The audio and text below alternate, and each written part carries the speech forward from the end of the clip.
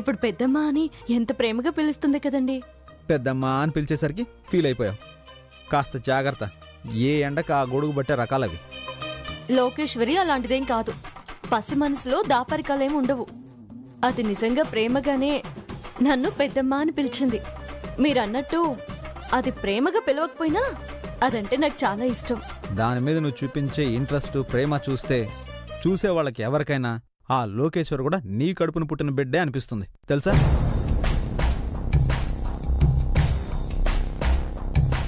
అనిపించటం కాదండి, అది నా పేగు తెంచుకొని పుట్టిన నా బిడ్డ. ఇంతకాలానికి నాకు దగ్గరైంది. రోకలకి మధ్య నలిగిపోయే పోక చెక్కలంటోళమే మా మగాళ్ళంటే.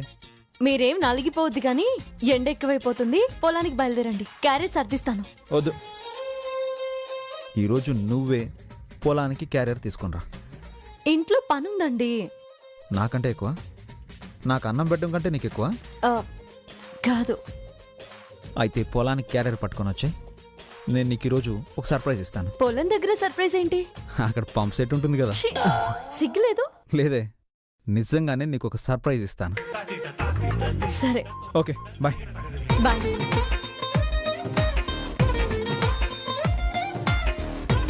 పోయిందిరా. అంటే గాలి కూడా మీకు కోఆపరేట్ చేస్తుంది అనమాట. ఏంట్రా నువ్వు అనేది? అదే అదేరా, అందుకోసమే తలుపేశాను. నేనే తలుపేశాను. అయితే ఏంటి ఇప్పుడు? ఇంకేముంటుంది, అంతేలే. మరి ఓ తలుపు ఎందుకు పడింది? గాలి కూడా కోఆపరేట్ చేసిందని సన్నాయి నొక్కులు నొక్కుతున్నావు. నేనేదో పక్కింటోడు పెళ్ళాలని గదిలోకి తీసుకెళ్ళి తలుపేసుకున్నట్టు. నీకంత సీన్ లేదులేరా. మాకు తెలుసుగా, నువ్వు పని చూసుకో. వస్తా. పొలానికేగా? అవును. వదిరా, క్యారెట్స్ పట్టుకొని వస్తుందా పంప్ సెట్ దగ్గరికి? పెళ్ళైనప్పటి నుంచి నక్షత్ర కూడా తగులుకున్నావురా. నా మీద ఫోకస్ చేయడానికి దండం పెడతాను. సరే సర్లే, వెళ్ళు.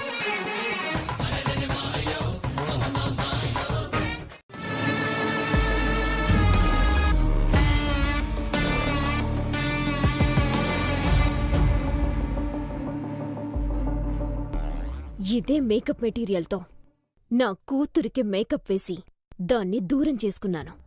ఆ గీతకి దగ్గరయ్యే ఛాన్స్ ఇచ్చాను. ఇప్పుడు ఇదే మెటీరియల్తో ఆ గీత మంచిది కాదు, ఆస్తిని దక్కించుకోవడం కోసం, మంచిని అనిపించుకోవడం కోసం ఇలా చేసిందని లోకేశ్వరిని నమ్మిస్తాను. మళ్ళీ లోకేశ్వరి ఆ గీతని అసహించుకునేలా చేస్తాను. ఇద్దరూ దగ్గరవ్వకుండా చూస్తాను. నా బిడ్డకి ఇది తల్లంటున్నాడేంటి? ఓహో, లోకేశ్వరి కూడా నాకు బిడ్డలాంటిదే అని ఎప్పుడూ అంటుంది కదా.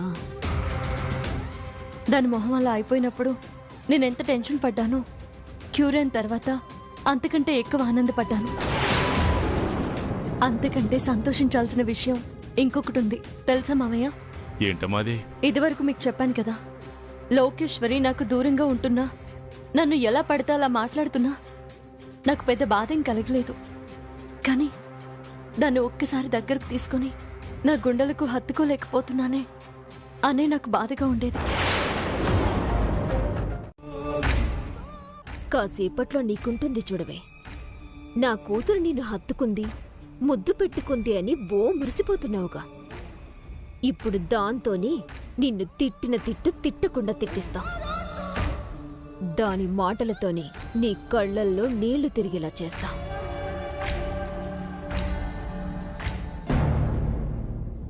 ఏంటి గుండమ్మా? చూడమ్మా, లోకేశ్వరి ఎలా మాట్లాడుతుందో. ఏమైంది? తన కోసం నువ్వు ఎంత కష్టపడ్డావు, ఎన్ని ఆయుర్వేద గ్రంథాలు చదివావు. నేనంతా చదివి మందేంటో తెలుసుకుని తన ముఖం మావులో ఇలా చేసావా లేదా? అవును. ఇక నుండి అందరం కలిసే ఉందామని చెప్పిందా లేదా? ఏమైంది ప్రియా? ఆహా, ఏం యాక్టింగ్ చేస్తున్నావే? ఏమైందంట? ఏం చేసావో నీకు తెలీదా? నా కూతురికి మేకప్ వేస్తే దాని మొహం కలర్ మారిపోవడం, నువ్వు పసరు రాస్తే ఆ కలర్ పోవడం, అది చూసి నా కూతురు నువ్వు చాలా మంచిదానివని మెచ్చుకోవడం. అబ్బా, ఏం డ్రామా ప్లే చేసావే! గిట్టని వాళ్ళని కూడా ఒక్క రోజులో నీ వైపుకు తిప్పేసుకోవడం నీకే చెల్లింది. ఏం మాట్లాడుతున్నావు ప్రియా? నిజం మాట్లాడుతున్నాను. ఏంటే నిజం? మీ అందరికీ తెలియని నిజం. నా కూతురు మొహం నీలి రంగులోకి మారిపోవడానికి కారణం ఈ గీత అనే నిజం. భరించాను. ఏ ఆధారాలు లేకుండా పిచ్చి పిచ్చిగా మాట్లాడి కావాలని గొడవ పెట్టుకోకు. పిల్లల మనసుల్ని పాడు చేయకు. పాడు చేయడానికి చెప్పడం లేదు, నా కూతురు కళ్ళు తెరవాలని చెప్తున్నాను. మా పెద్దమ్మ మంచిది అనే భ్రమలోంచి దాన్ని బయటపడేయాలని చెప్తున్నాను. నువ్వు నోరు మూయమని నేను చెప్తున్నాను. నేను చెప్తుంది నిజమని ఇప్పుడే ఆధారాలతో సహా నిరూపిస్తాను. ఎవరు నోరు ముయ్యాలో, ఎవరు తప్పైందని లెంపలేసుకోవాలో మీరే చెప్తురు గాని.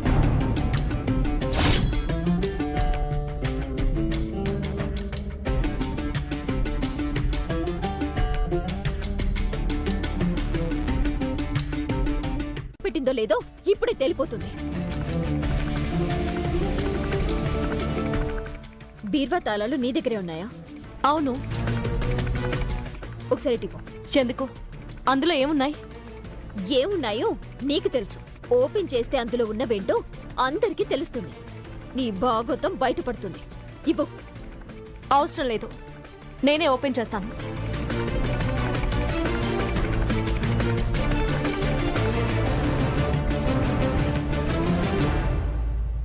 చూడు, ఏమున్నాయి? ఇందులో మా బట్టలు తప్ప ఏమీ లేవు. చూడు.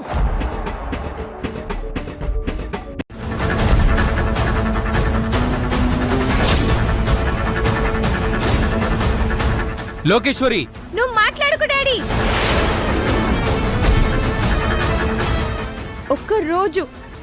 ఒక్క రోజంతా నా మొహం అంతా మండిపోతుంటే ఎంత ఏడ్చానో నాకు తెలుసు. అందరూ నన్ను చూసి భయపడుతుంటే, నవ్వుతుంటే ఎంత బాధపడ్డానో నాకు తెలుసు.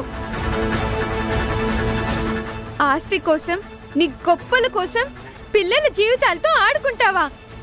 నువ్వు మనిషివా, రాక్షసివా? చాలా బావుందన్నావు. నా గుండెలకు హత్తుకున్నాను, అది నన్ను ముద్దు పెట్టుకుంది అని మురిసిపోయావు. నీ కన్నబిడ్డను నీకు దూరం చేసిన ఆ దేవుడికి ఈ కాస్త సంతోషమైనా ఇవ్వడానికి ఇష్టం లేదనుకుంటానమ్మా. ఇష్టం లేదనుకుంటా.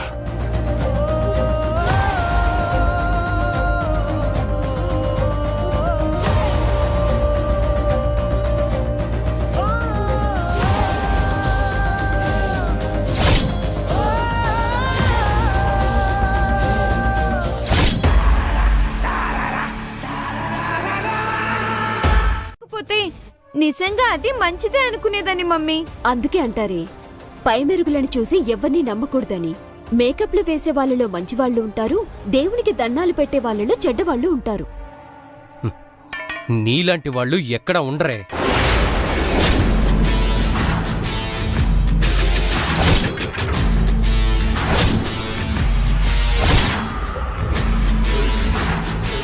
అసలు నువ్వు మనిషివేనట్టే. మమ్మీని తిడతావేంటి? తనేం చేసింది? అసలు చేసిందంతా ఇదేనమ్మా. మా వదిన దేవత. ఆహా, దేవత అయితే మరి నాకు వేసిన మేకప్ మెటీరియల్లో ఏవేవో ఎందుకు కలిపింది? నా బీర్వాలో ఉన్న నగల్ని కొట్టేసి దాని కూతురు బ్యాగ్లో దాచింది. దొరికిపోయి పోలీసుల్ని పిలుస్తున్నావనేసరికి మళ్ళీ మీ అందరి సపోర్ట్తో ఆ మ్యాటర్ సైలెంట్ చేసి నా కూతుర్ని ఇరికించింది. ముందుగా బిడ్డని కనేసి ఈ ఆస్తి మొత్తం కొట్టేసి మహారాణిలా ఊరేగాలనుకుంది. అది కుదరకపోయేసరికి ఆస్తికి వారసురాలైన నా బిడ్డ మీద కక్ష కట్టింది. ఎదిరించి సాధించలేక మావయ్యని మిమ్మల్నందర్నీ బుట్టలో వేసుకున్నట్టు దీన్ని కూడా బుట్టలో వేసుకొని తన వైపు తిప్పుకోవాలని చూసింది. రెడ్ హ్యాండెడ్ గా దొరికిపోయేసరికి తెల్ల మొహం వేసుకొని నుంచుంది. దాన్ని అడుగడుగునా సాధిస్తాను. మేకప్ మెటీరియల్ ఆ గీత రూంలో పెట్టి నిన్ను దానికి దగ్గర కాకుండా చేశాను. నా దగ్గర అప్పు తీసుకుని సంతకాలు పెట్టించిన బాండ్ పేపర్స్ ని అడ్డు పెట్టుకుని దాన్ని ఒక ఆట ఆడుకుంటాను. అడుగడుగునా అడ్డుపడతాను. రామ్ గీతల మధ్య గొడవలు పెడతాను. నా భర్త నా చెంపలు వాయించినట్టు రామ్ దాని చెంపలు వాయించేలా చేస్తాను. దాని కాపురాన్ని అస్తవ్యస్తం చేస్తాను. దానికి మనశ్శాంతి అనే మాట వినపడకుండా చేస్తాను.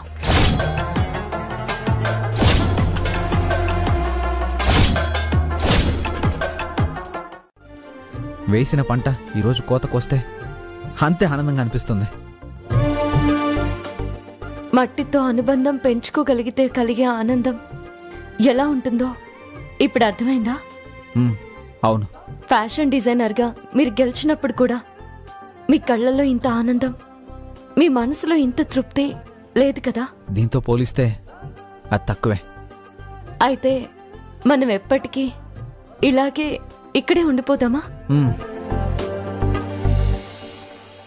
ఏయ్, ఏంటి నువ్వు? అమ్మా, నేనేదో అంటే పర్మనెంట్గా ఎక్కడ ఉంచేద్దాం అనుకున్నావా? మరి ఫీలింగ్ వచ్చిందంటున్నారు కదా. ఏమ్మా ప్రియా, ఏంటమ్మా నీ ప్రాబ్లం? ప్రాబ్లం మాది కాదు, వాళ్ళది. ఏంట్రా, ఏం జరుగుతుందిరా అసలు? అందరూ కుటుంబ సభ్యులమా లేక శత్రువులమా? ఏంటండి, అప్పు తీసుకున్న వాళ్ళకి ఇవ్వాల్సిన బాధ్యత ఉండదా? మేమడిగితే తప్పొచ్చిందా? అడగడమా? నువ్వు చేసిన పనిని అడగడం అనరే, దౌర్జన్యం చేయడం అంటారు. అవకాశం చూసుకుని ఎదుటి వాళ్ళని హింసించడం అంటారు. మీరేవైనా అనుకోండి, నాకు డబ్బులు కావాలి. నేనేమి ఇవ్వనని చెప్పడం లేదు, ఇవ్వలేను అని చెప్పడం లేదు కదా ప్రియా. అయితే ఇవ్వు.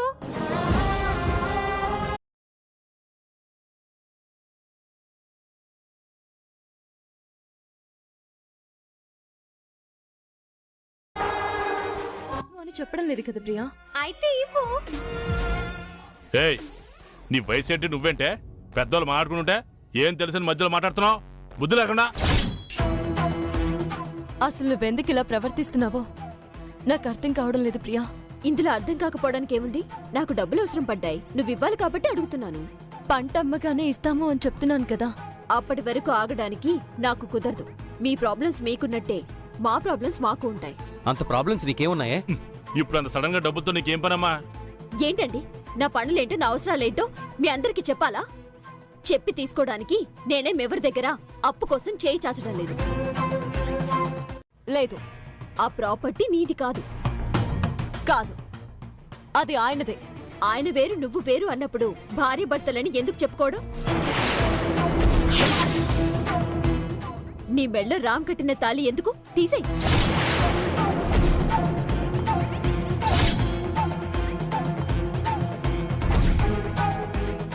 డివోర్స్ ఇచ్చేయ్. ప్రియా, మాట్లాడకండి. ఎప్పుడైతే నా మీద చెయ్యెత్తారో అప్పుడే నాతో మాట్లాడే అర్హత మీరు కోల్పోయారు. ఏం మాట్లాడుతున్నావో నీకేమైనా అర్థమవుతుందా? మేం విడిపోవడం ఏంటి? మేము అనుకున్నప్పుడు అప్పుతో ఆయనకి సంబంధం లేదని నువ్వెలా చెప్తున్నావే? నీ చేతులతో నువ్వే రాసిచ్చిన బాండ్.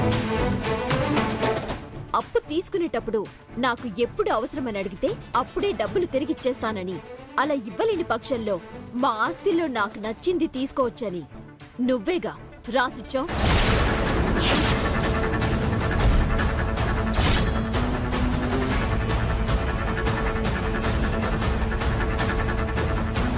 కాదు, నువ్వే అబద్ధం చెప్తున్నావు.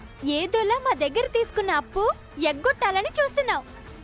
మనుషులు మాట మార్చొచ్చు, కానీ ఇచ్చిన రాత మారిపోదుగా. ఈ బాండ్ అబద్ధం చెప్పదుగా. చూసుకోరా. నువ్వు పోతే కాని నాకు మనశ్శాంతి రాదే. నన్నెప్పుడు వదిలిపోతావు?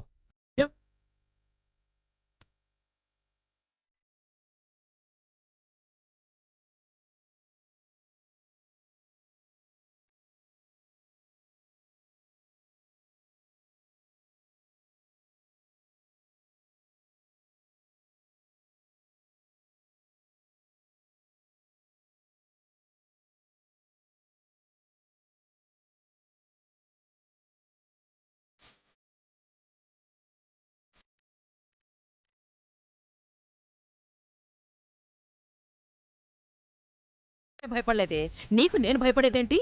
ఈ నాగేశ్వరి ఎవ్వరికి భయపడదు. ఏం చేస్తావు? నా గుమ్మంలో కూర్చుని ఏడిస్తే నేను ఒప్పుకోను. ఇక్కడే కూర్చుంటానే, గుమ్మంలోనే కూర్చొని ఏడుస్తా. మాకు డిస్టర్బెన్స్ అవుతుంది. అవ్వాలనే ఏడుస్తున్నానే, ఇంకా డిస్టర్బ్ చేస్తాను. ఇంతకంటే గట్టిగా ఏడుస్తా, అవసరమైతే మధ్యలో గట్టిగా అరుస్తా. ఏం చేస్తావే? నలుగురు పార్లర్లను పిలిచి రోడ్డు మీదకి ఈడ్చి పాడేస్తా.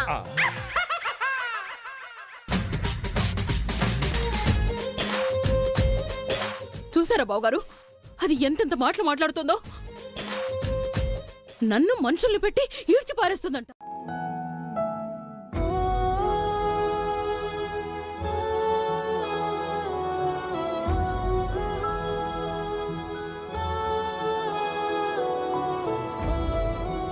అమ్మా, ఏడవద్దమ్మా. నువ్వు ఏడుస్తుంటే నాకు ఏడుపొస్తుందమ్మా.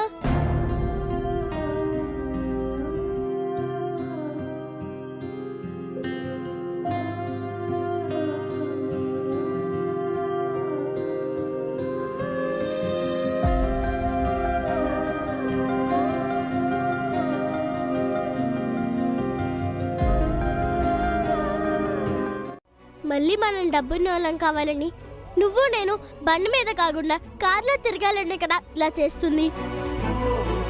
పొద్దునుండి ఎందులో కష్టపడుతూ నువ్వు ఎంత బాధపడుతున్నావో నాకు తెలియదు, కానీ ఏసీ రూమ్లో కూర్చుని ఉద్యోగం చేసుకోవాల్సిన నువ్వు ఈ పరిస్థితిలో చూడలేక అమ్మ ఎన్నిసార్లు ఏడిచిందో నాకు తెలుసు నాన్న. పిన్ని చేసిన మోసానికి అమ్మ బలైంది, కానీ దాన్ని ఎవరిని ఎప్పుడూ మోసం చేయలేదు. 10 ఏళ్ళుగా అమ్మని చూస్తున్నావు. అమ్మ ఎలాంటిదో తన మనసు ఎలాంటిదో నీకు అర్థం కాలేదా నాన్న? ఇది మన కోసం చేస్తుందని, మన సంతోషం కోసం చేస్తుందని నిన్ను కూడా నమ్మించింది, అంతే.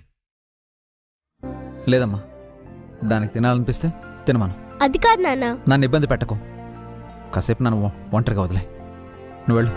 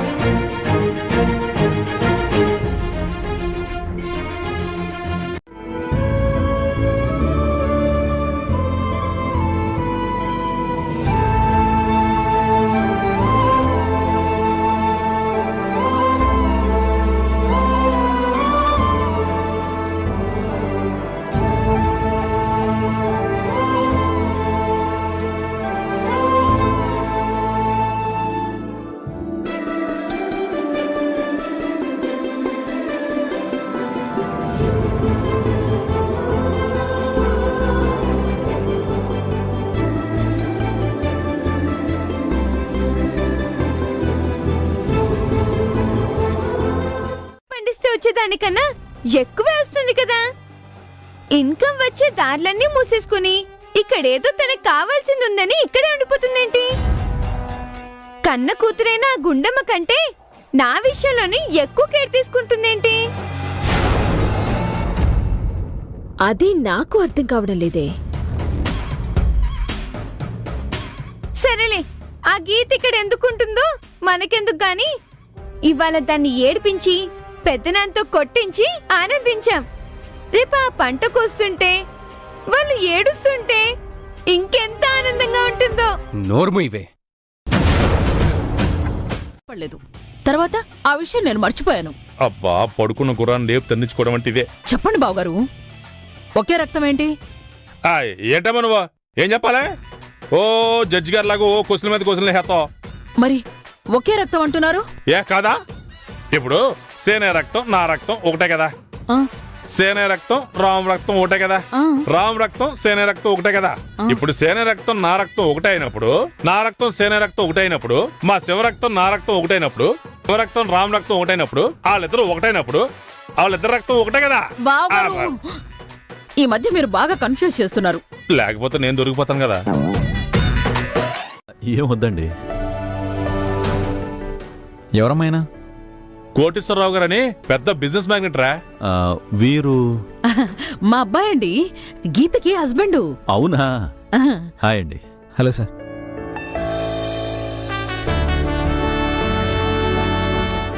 మమ్మీ, ఆ సూటు బూటుగాడెవడు?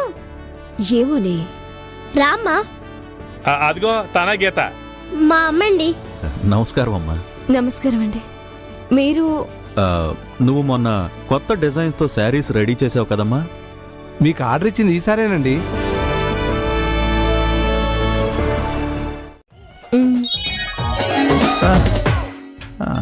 అంటే అది అదేనండి, రోజుకి ఎన్నో కొత్త కొత్త డిజైన్స్ క్రియేట్ చేస్తుంటాడు. అలా ఎన్నని గుర్తుపెట్టుకుంటాడు. సీను సార్, ఆ చెక్ బుక్ ఇవ్వు. ఇదిగోండి సార్.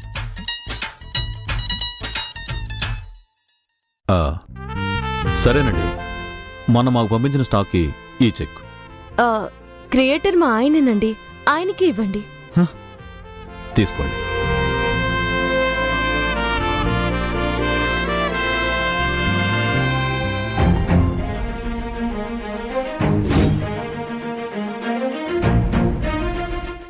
నిన్నంతా అమ్మని తిట్టారు కదా, చెప్పండి. అంటే అది పైగా ఆ డిజైన్లు మీరే చేశారని ఆయనతో అబద్ధాలు చెప్పారు.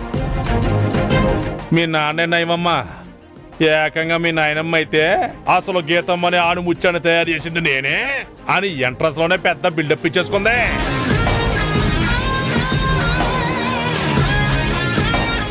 పిల్లల దగ్గర ఆ విషయాలన్నీ ఎందుకు బావగారు? తమరు గొప్పతనం తెలియాలని.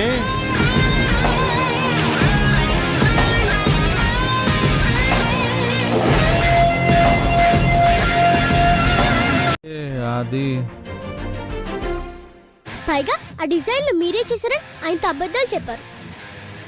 మీ నాన్నే నయమమ్మా, ఏకంగా మీ నాయనమ్మ అయితే అసలు గీతమ్మని ఆణిముత్యాన్ని తయారు చేసింది నేనే అని ఎంట్రన్స్ లోనే పెద్ద బిల్డప్ ఇచ్చేసుకుందే. పిల్లల దగ్గర ఆ విషయాలన్నీ ఎందుకు బావగారు? తమరు గొప్పతనం తెలియాలని. అర్జెంటుగా చెక్స్ డ్రా చేసి పిన్ని వాళ్ళకి ఇవ్వాల్సిన డబ్బులు ఇచ్చేసేయండి. అమ్మ సైన్ చేసి ఇచ్చిన డాక్యుమెంట్స్ ని తీసుకొచ్చేసేయండి. ఇప్పుడైనా మా అమ్మ గ్రేట్ అని ఒప్పుకోండి, తన్ని అర్థం చేసుకోండి. ఏదైనా చేద్దామనుకొని ఆ దెబ్బతో గీతారాంల మధ్య ఎడబాటు పెరుగుతుంది, దాని బతుకు అల్లకల్లోలమవుతుందని అనుకున్నాను. తెల్లారితే గీత జీవితం చీకటవుతుందని చెప్పాను. కానీ ఇప్పుడు చీకటికి బదులు సడన్ గా కొత్త ఆఫర్తో కొత్త వెలుగులు దాని జీవితంలోకొచ్చాయి. గెలుపు దానికి, ఓటమి నాకు చుట్టాలైపోయినట్టున్నాయి.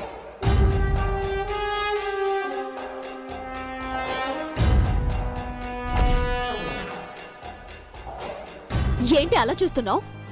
నువ్వు కానీ ఏదో కొనుక్కుంటున్నావు కదా, మధ్యలో వచ్చి నిన్ను డిస్టర్బ్ చేయడం ఎందుకని వెయిట్ చేస్తున్నా. సక్సెస్ అయితే ఆ గీతది 80% కాదు, ఇంటర్నేషనల్ స్థాయి. ఇప్పుడు వచ్చిన డబ్బులతో ఆ గుండమ్మ మంచి మంచి డ్రెస్సులు వేస్తుంది, కొత్త కొత్త నగలు పెడుతుంది. ఇక స్కూల్లో నేనేం చెప్పుకోవాలి? నాకు ఆస్తి మాత్రమే ఉంది, ఆ గుండమ్మకి బాగా చదువుతుందన్న పేరు కూడా ఉంది. ఆస్తి ప్లస్ చదువు ముందు, ఆ గుండమ్మ ముందు నేను డమ్మీ లోకేశ్వరిని అయిపోతాను. అసలు నువ్వు వాళ్ళకి అప్పివ్వకుండా ఉండుంటే ఎప్పటికీ వాళ్ళు అలానే ఉండేవాళ్ళు, నేను ఇలానే ఉండేదాన్ని. మొత్తం నాశనం చేసావు. కొద్దిపాటి డబ్బులు వస్తేనే అన్నీ అయిపోతాయా? ఆ గీత మనతో సమానమైపోతుంది. లేదే, ఆ గీత మనసు పెట్టి పనిచేసిందంటే నచ్చకపోవడాలుండవు. అది ఖచ్చితంగా సక్సెస్ అవుతుంది.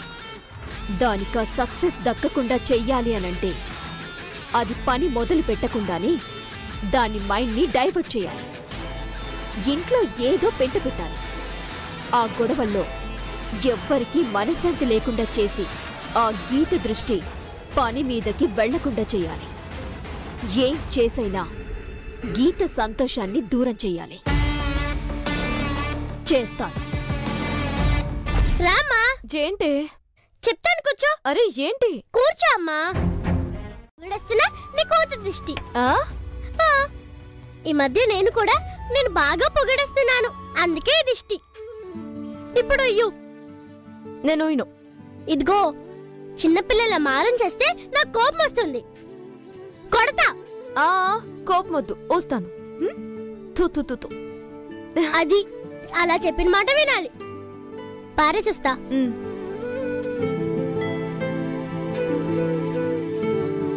ఏం జరుగుతుంది?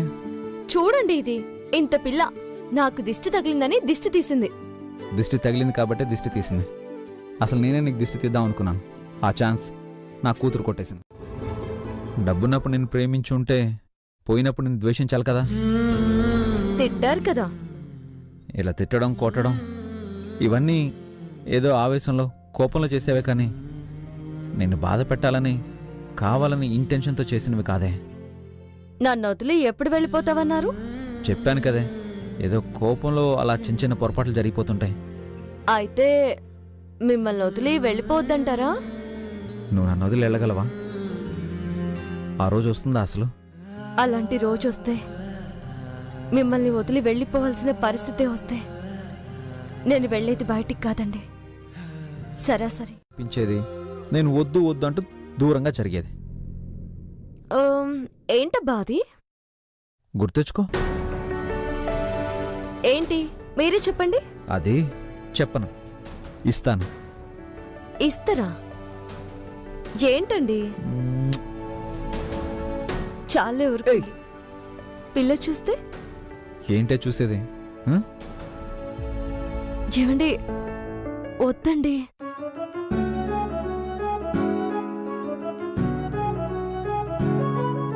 అమ్మా ఆ. గుండమ్మా నువ్వా? పొగడక అలా డబ్బులు చేతికొచ్చాయో లేదో నీ కోడలికి నగలు చేయించాలనుకుంటున్నావే, దానికి ఎంత గొప్ప మనసుండాలి. నువ్విలాగే మెయింటైన్ చేయమ్మా. అత్తలకి నువ్వు ఆదర్శమూర్తివైపోతావు. చరిత్రలో నీకంటూ ఒక పేజీ లిఖించి పెడతారు. నేను నగ చేయిస్తానంటోంది మా కోడల కోసం కాదు బావగారు.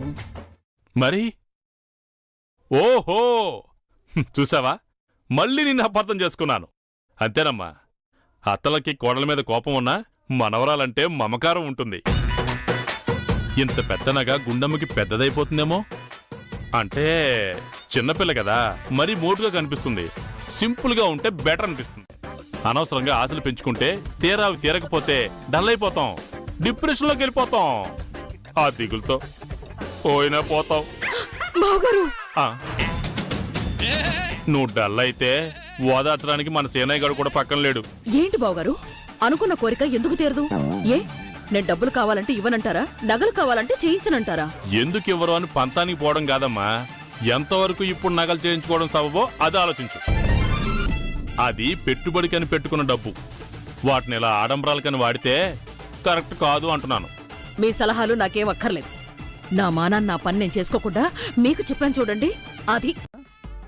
నేనెందుకు ఫీల్ అవుతాను? అదెంతైనా మీ కూతురు కదా, నాకే సంబంధము లేదు. సరే వెళ్ళి పాలు తీసుకురా. ఇవాళ ఏమైనా మన ఫస్ట్ నైటా పాలు తీసుకుని రావడానికి? హే? హె, ఇంకా నీకు అలాంటి ఆలోచనలు కూడా మిగిలి ఉన్నాయంటే? అడవి గేదెలా తయారయ్యావు. ఫస్ట్ నైట్ అంట, ఫస్ట్ నైట్. వెళ్ళి పాలు తీసుకురా. అడవి గీతలు పాలు ఇవ్వవు, వెళ్ళి తెచ్చుకోండి. ఇప్పుడు నేనేమన్నా అంత కోపం? ఏయ్! హ. కరోనా వైరస్ కైనా మందైనా కనుక్కొచ్చామో కానీ ఈ లేడీస్ ఎప్పుడు ఎందుకు కలుగుతారో మాత్రం తెలుసుకోలేం. ఇదెందుకు ఫీల్ అవ్వాలే?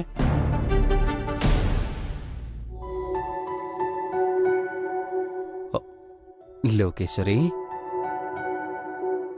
ఏంటి నాన్న మీద కోపం వచ్చిందా? రాదా మరి? నువ్వు ఆగవే, నేను నా కూతురు మాట్లాడుకుంటుంటే మధ్యలో తూతూ అంటే వస్తావు.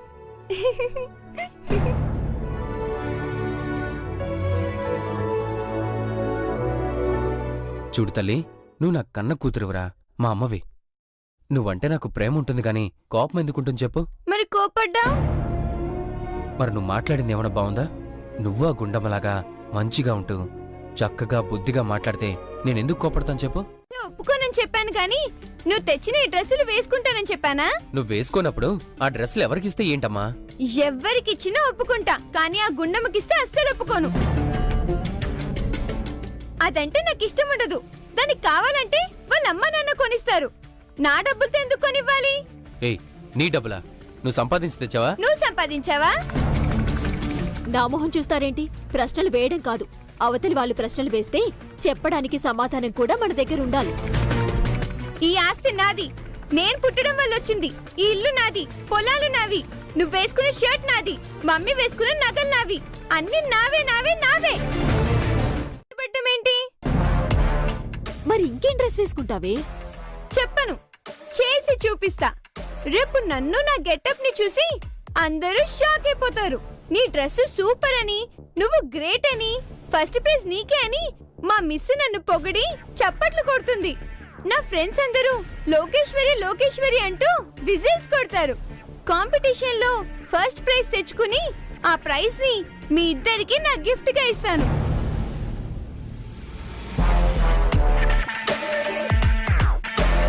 ఇంతకీ ఇది ఏ డ్రెస్ వేస్తుందే? ఏమోనండి, హైప్ మాత్రం బాగా ఇస్తుంది. చూద్దాం.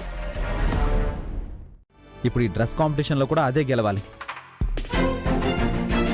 తన ప్లాన్ ఏంటో అట్లీస్ట్ నాతో అయినా చెప్పుంటే తను ఎలాంటి డ్రెస్ సెలెక్ట్ చేసుకుందో, అందులో ఏమైనా లోపాలుంటే కరెక్ట్ చేసి పర్ఫెక్ట్గా రెడీ చేసే ఛాన్స్ ఉండేది. ఒరే, మా గుండమ్మ ఏం చేసినా గానీ అందరూ మెచ్చుకునేలా ఉంటుంది గానీ ఒకరితో చెప్పించుకునేలా ఉండదా? అది పక్కాగా ఉంటదే. ఎప్పుడు సింపుల్ గా ఉండే గుండమ్మే ఎంత ప్లాన్ చేసుకుంటుందంటే 80% అంటూ పొగరు తాలకెక్కించుకున్న లోకేశ్వరే ఏం ప్లాన్ చేసుకుంటుందో చూడాలి.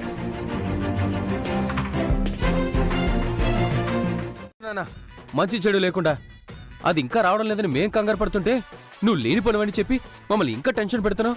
మరెంతసేపు అయినా బయటికి రావడం ఏంట్రా? లోకేశ్వరే లోకేశ్వరే లోకేశ్వరే